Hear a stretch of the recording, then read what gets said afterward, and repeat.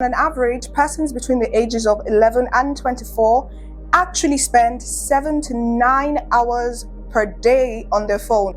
We have 365 days in each year. If you multiply the average of that, which is 8, by 365, that is 2,920 hours per year on their phone.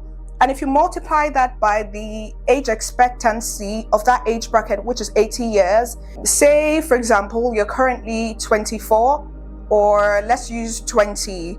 By the time you are 80, you would have spent 20 years of your life on your phone. 2 decades. And for persons in the much older bracket, so 25-year-olds and above, less risk, but still scary, because that bracket spends 3 to 5 hours per day on their phone, and the average would be 4. So if you multiply that in the same vein, you get 1,460 hours per year, and you get 80,300 hours by 80.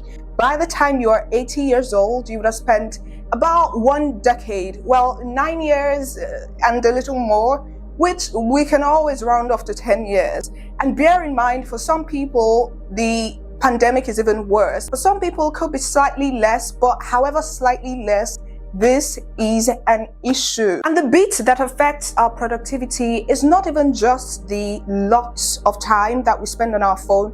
It's that most people do it at the start of the day and at the end of the day, your most productive hours, because that's the only time maybe that you're not at work or in school. So you wake up, you snooze the alarm, you snooze the alarm, you snooze the alarm, and when we finally take that phone, is to go on to the pandemic again. Your brain is already fried because you're exhausted. You've burnt out the energy for the day on your phone. And even if you have some energy, it's not as sharp as it would have been if you woke up and got to it straight away. Plus, for someone like me, I have to now carry the guilt throughout the rest of the day, how much time I wasted and how I wore myself out before I even got onto things that mattered for that day.